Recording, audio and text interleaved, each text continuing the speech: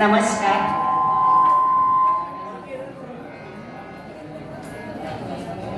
रामभक्तांना पहिल्यांदा नमस्कार करते आणि श्रोते सर्व संतजन यांनाही वंदन करून आता आपण कीर्तनाला सुरुवात करणार आहोत.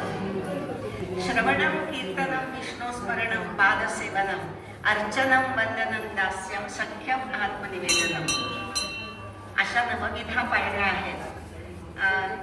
बिजू दादा तिथे सारखी माणसं मध्ये इकडे बस. अच्छा अच्छा ठीक आहे.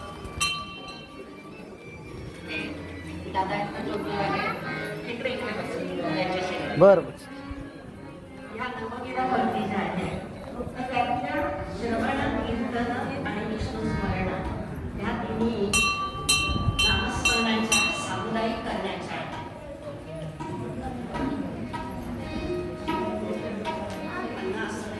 हां ठीक आहे. बरं ठीक तर श्रवण कीर्तन विष्णुस्मरण या तिन्ही सेवा ज्या आहेत उपासना किंवा कॅमेराचं स्टँड त्या सामुदायिक करण्याच्या आहेत. आणि त्यामुळे कीर्तन ही द्वितीय असली तरी अद्वितीय अशी ही सेवा आहे, उपासना आहे. म्हणजेच ती आपण सगळ्यांनी मिळून करायची एवढं लक्षात ठेवायचं. आणि म्हणून जे जे श्लोक तुम्हाला माहिती आहेत ते तुम्ही आपण सगळ्यांनी मिळून म्हणायचं आहे. आणि भगवंताचं गुण वर्णन, कीर्ती वर्णन, लीलांचं वर्णन हे सगळ्यांनी आपण करायचं आहे.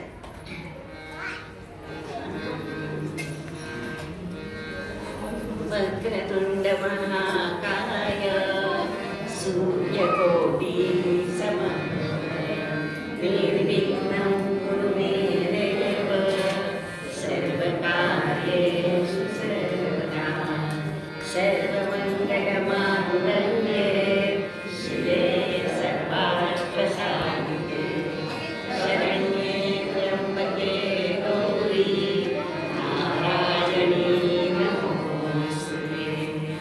गुरुर्ब्रह्मा गुरुर्विष्णु गुरुर्देवो महेश्वरः गुरुर्साक्षात् परब्रह्म. मला एक खुर्ची मिळली असती तर बरं झालं. खुर्ची दिली असती तर बरं झालं असतं. बघा बरं एक खुर्ची. आपदामपहर्तारं साकारं सर्वसम्पदां लोकाभिरामं श्रीरामं यो यो नमाम्यहं. मनोजवं मारुतितुल्यवेगं जितेन्द्रियं बुद्धिमतां मातात्मजं वानरयूथमुख्यं श्रीरामदूतं शरणं प्रपद्ये.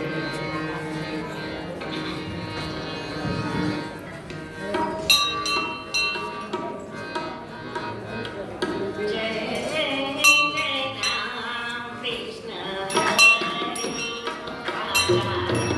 जय जय राम कृष्ण हरी राजा.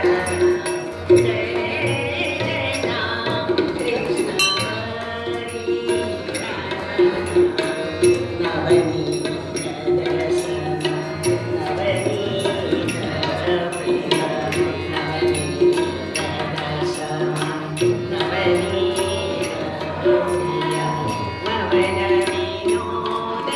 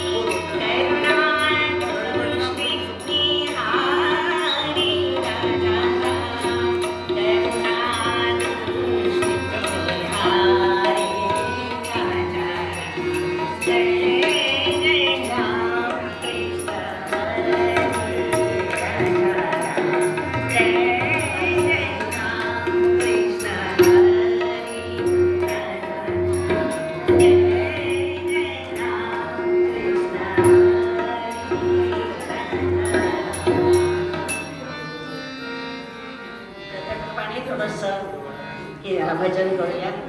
मी एकदा सांगेन, तुम्ही सगळ्यांनी मोठ्याने म्हणायचं आहे. माझा आवाज येतो का तुमचा सगळ्यांचा आवाज येतोय मोठा? बघूया. राम राम राम राम राजा राम सीताराम.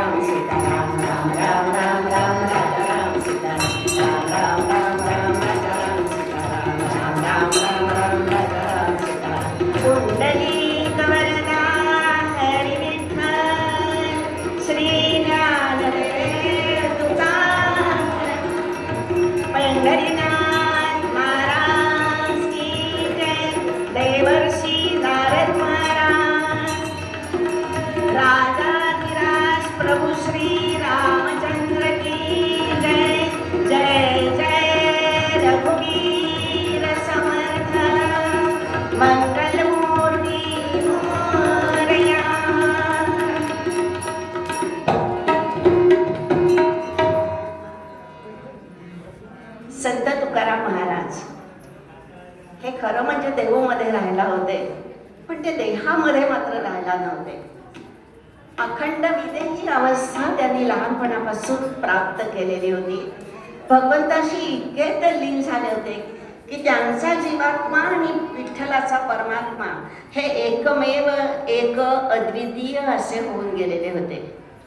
आणि असे संत तुकाराम महाराज आपल्या अभंगात आपल्याला सांगतायत. त्यावेळची अवस्था अशी झाली होती, धर्म अधर्माकडे चालला होता, अधर्मच गोकाळला होता. आणि अशा वेळेला त्यांना भगवंताच्या वचनाची आठवण झाली, म्हणून ते भगवंताला आठवण करून देत आहेत. बघ, गीतेमध्ये तू सांगितलंयस की मी भक्तांचं रक्षण करणार आहेस, सज्जनांचा प्रतिपाळ करणार आहेस, तेव्हा तुलाच आठवण करून देतो. आणि म्हणून ते आपल्या अभंगात म्हणतात,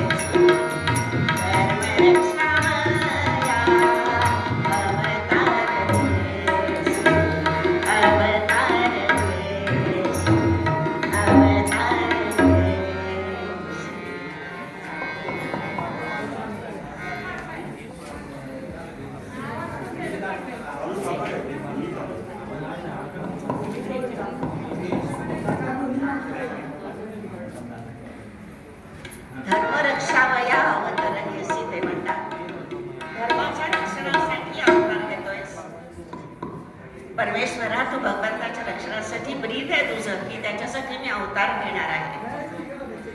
धर्म म्हणजे काय? उपनिषदात ते म्हणतात की ध्रुवधारणा धर्म, समाजाची धारणा केली जाते, समाजाचं एकत्रीकरण केलं जातं, तेव्हा त्याला धर्म असं म्हणतात.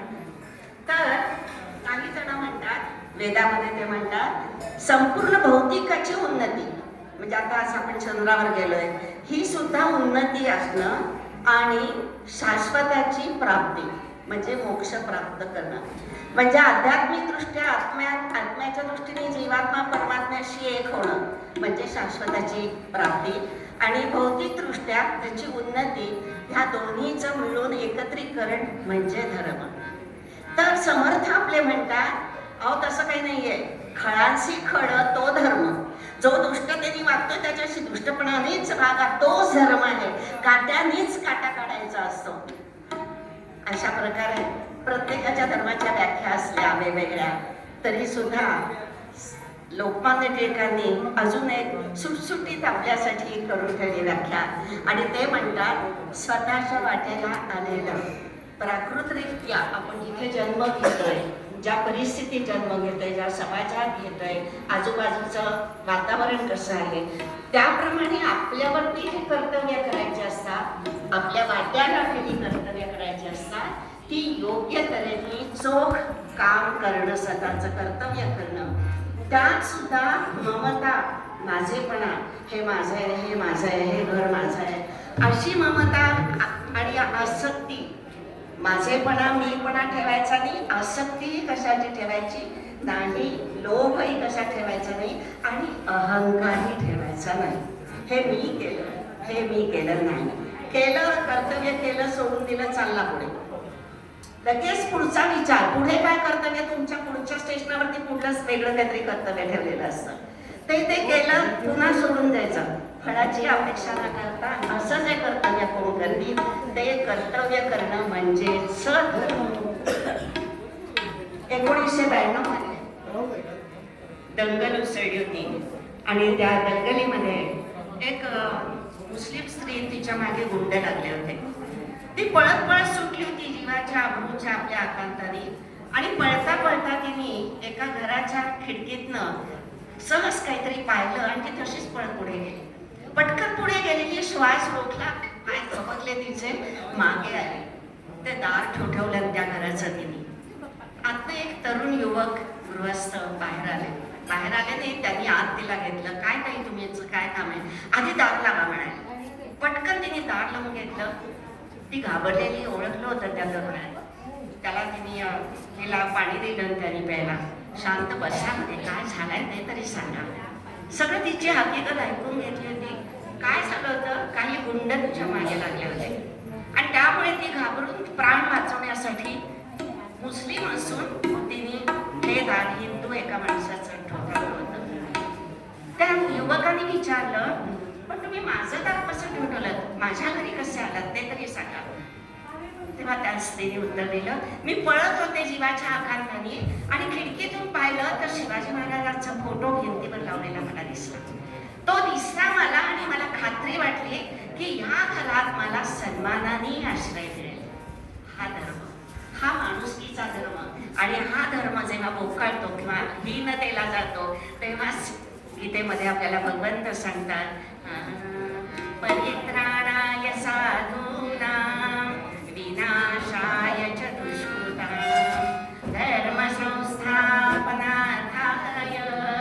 संभवामि युगे युगे, संभवामि युगे युगे. भगवान गोपाळ. हा धर्म प्रत्येकाचा जिवंतपणाला आला, माणूस जगला, जन्म झाला की त्याचा धर्म सुरूच होतो. कसं होतं, त्याची आई जी असेल बाळाची, तिचा मातृधर्म सुरू होतो, वडिलांचा पितृधर्म सुरू होतो, भावंड असेल तर भावंडांचा बंधुधर्म सुरू होतो, कन्या झालेली असेल तर तिचा कन्याधर्म सुरू होतो, पुत्रधर्म सुरू होतो, शेजारधर्म सुरू होतो, राष्ट्रधर्म सुरू होतो. प्रत्येकाची आपापल्या कुटुंबात, समाजात, राष्ट्रामध्ये काही ना काहीतरी कर्तव्य असतात, आणि म्हणून तो त्याचा धर्म तिथे लगेच सुरूच होतो. स्वामीचा धर्म असतो. मालक जो असेल त्याचा मालकाप्रमाणे त्याने राहायचं असतं, सेवकाला संरक्षण द्यायचं असतं, आपला व्यवहार पुढे चालवायचा असतो.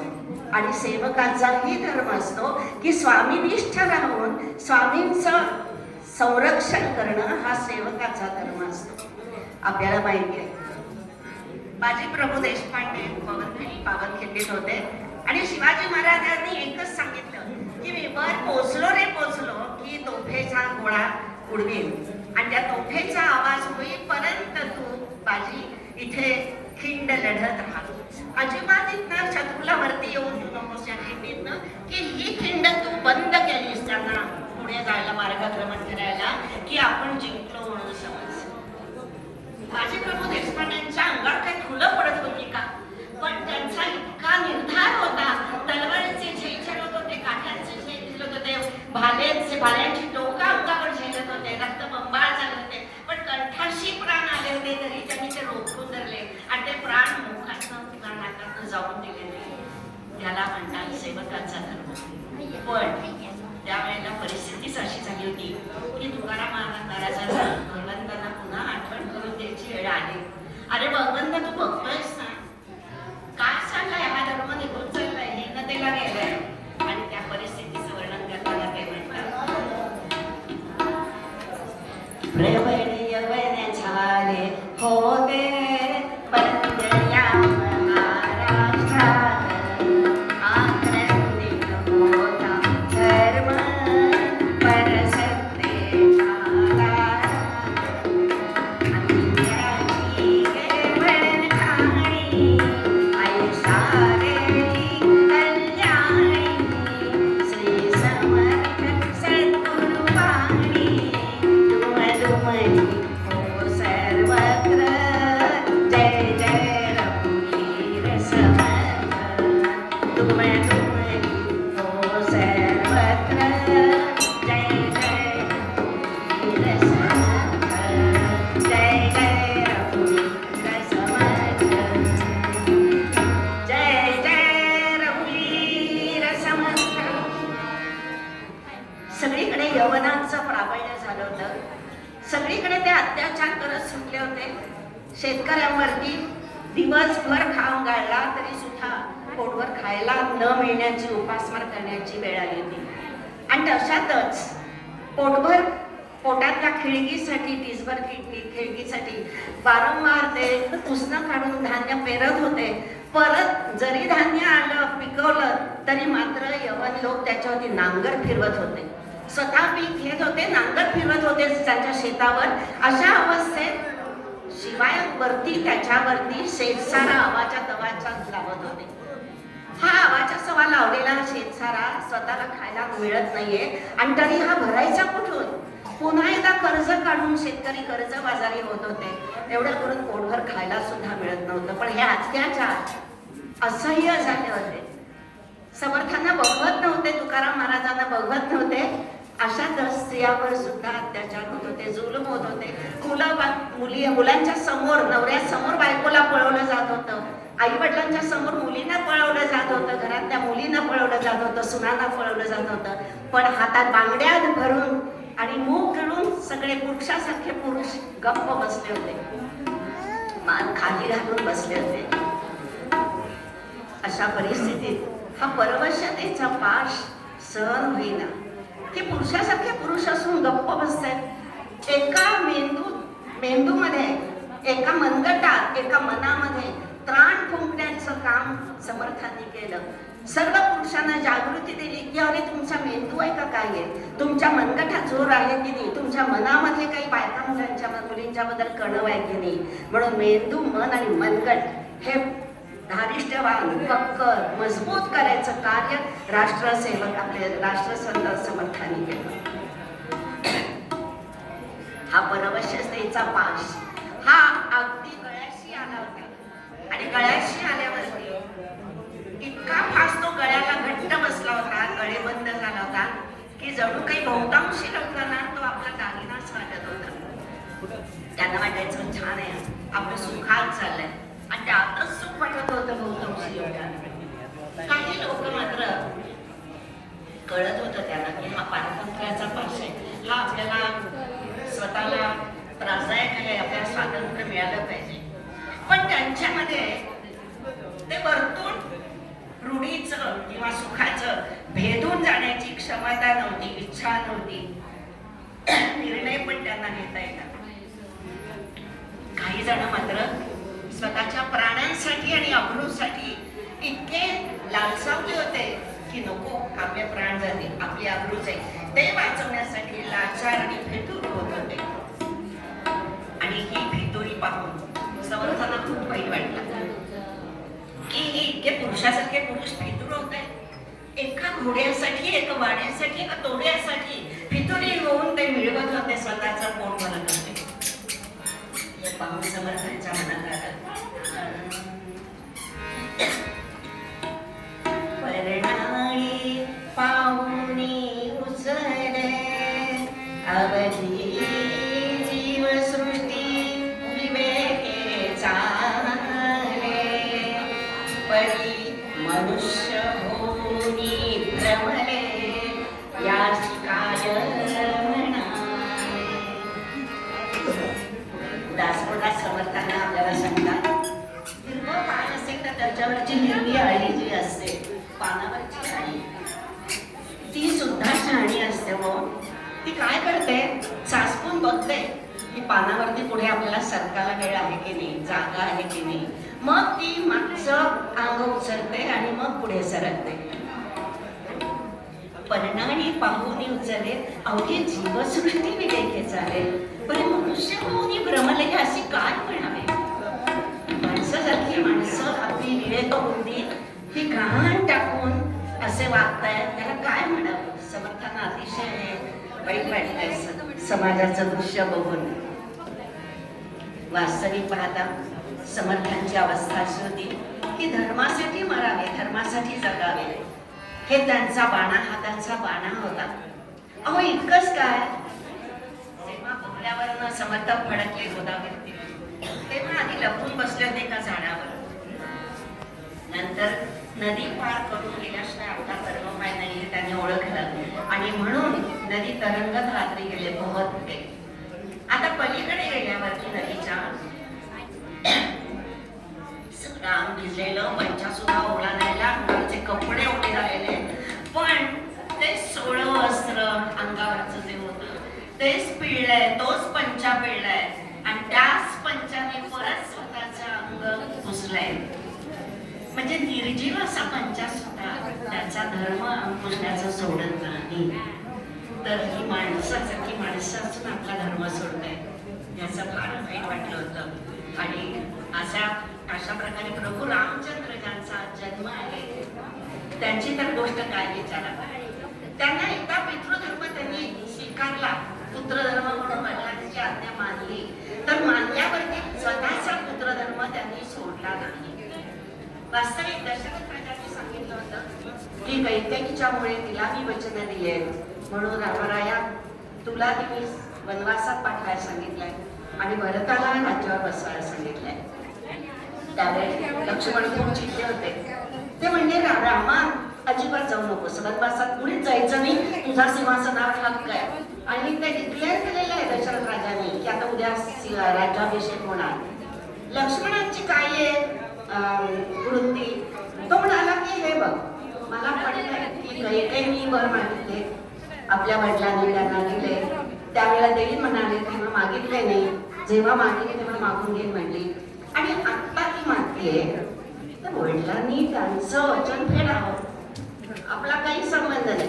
तू कशाला फेडतोयस वडिलांसाठी ते वचन, तू कशाला आईसाठी ते आईचं वचन वडिलांनी दिलंय ते फेडायला हवं, आपला काही संबंध नाही. वडिलांनी त्यांचं काय ते दोघांनी बघून घ्यावं, आई वडिलांनी. प्रभू रामचंद्र म्हणजे नाही, मी पुत्र आहे त्यांचा, आणि पुत्राचा धर्म असा आहे की वडिलांचं जे वचन आहे वडिलांनी ते पूर्ण करायला पाहिजे. आणि त्या पूर्ततेसाठी त्यांनी मला जी आज्ञा दिली आहे ती मी नक्कीच सांभाळणार.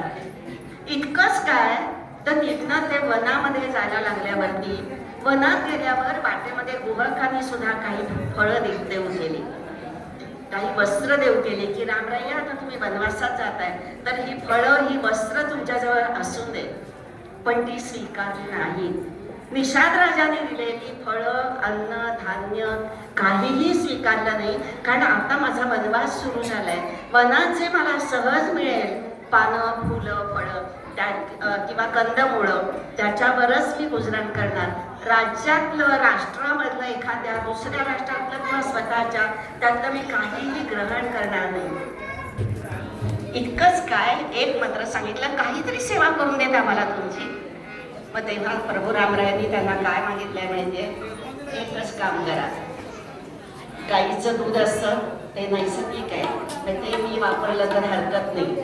तेव्हा तुम्ही गाईचं दूध घ्या, माती घ्या, त्याच्यात एक असा लेप तयार करा की, आणि त्या लेपाने माझ्या जटा ह्या बांधून ठेवा. कारण मला आता केस विंचरता येणार नाही, स्वच्छ करता येणार नाही. तेव्हा तो लेप असा काही त्यांनी सांगितला करून द्यायला. आणि तेव्हापासनं वनात 10, 12, 14 वर्ष संबंध तो लेप तसाच्या तसा प्रभू रामचंद्रांच्या मस्तकावरती होता, वागवलेला होता त्यांनी. म्हणजे हा धर्म पाळणं. तिथे काही वडील बघायला आले नव्हते, हा काय करतोय, घेतोय की न्याचं वस्त्र कुणाची घेतोय की नाही, किंवा फळं वापरतोय का, खाणं पिणं अन्नधान्य घेतोय का. तिथे तर पण स्वतःचा आत्माराम जो त्याचा शाबूत होता, तो जो जागृत होता, तो त्याला काही अविवेक करून देईना आणि धर्माने मागण्यासाठी प्रभू रामचंद्रांचा जन्म झाला होता. त्यामुळे त्यांनी कुठेही अधर्माने मागलेले नाहीये. आपल्याला मूळ अभंगात आपल्याला म्हणून आपल्याला तुकाराम महाराज तेच सांगतायत, धर्म रक्षा बया अवतार देसी, धर्म रक्षा बया अवतार देसी, आपल्या पायीची बंधना, आपल्या पायीची बंधना.